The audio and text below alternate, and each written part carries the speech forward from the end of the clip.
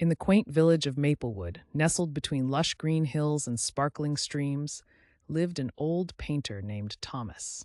Thomas, once renowned for his vivid landscapes and poignant portraits, had grown weary and disillusioned.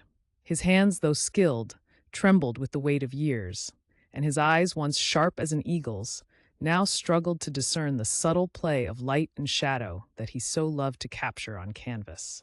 One serene Tuesday morning, as Thomas sat cleaning his bristled brushes, a soft knock echoed through his cluttered studio. Standing at the threshold was a young girl with an earnest face and eyes filled with unspoken stories. Her name was Eliza, and she pleaded with Thomas to teach her the art of painting, to which she felt an unexplainable calling. Moved by her sincerity, and perhaps a little by his own loneliness, Thomas agreed. The ensuing weeks fluttered by like the pages of a well-loved book. Eliza proved to be a diligent student, absorbing Thomas's instructions like parched soil soaks up rainwater. Under his tutelage, her understanding of color and form blossomed, but more importantly, Eliza rekindled in Thomas a forgotten ember of purpose. One day, as autumn leaves began to embroider the ground with fiery hues, Eliza asked Thomas about the source of his inspiration during his most creative years. Hesitant at first, Thomas shared that it was his faith that had often guided his strokes, a belief that each scene he painted was a divine tapestry he was fortunate enough to interpret. Although not very religious herself, Eliza listened intently, moved by the depth of conviction in Thomas's voice. Weeks slipped into months, and the bond between the painter and his apprentice deepened. However, Thomas's age did not forgive him, and his health began faltering. Sensing that their time together might be brief, Eliza arranged for one final exhibition of Thomas's work, perhaps his last. The exhibition was small but luminous, attended by the village folk, old patrons, and several faces new and curious.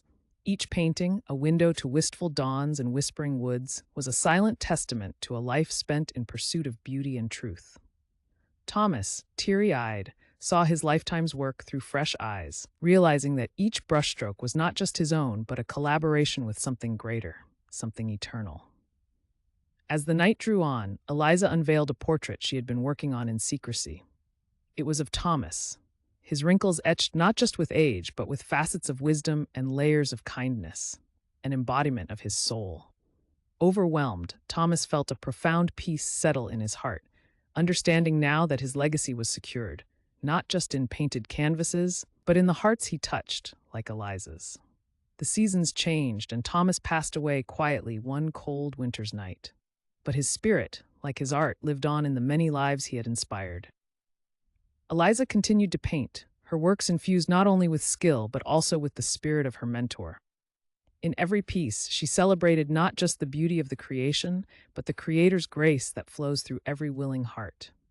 In the end, Thomas's life was a vivid canvas, richly painted with love, faith, and grace, teaching those who knew him that while the body is temporary, the soul's artistry is eternal.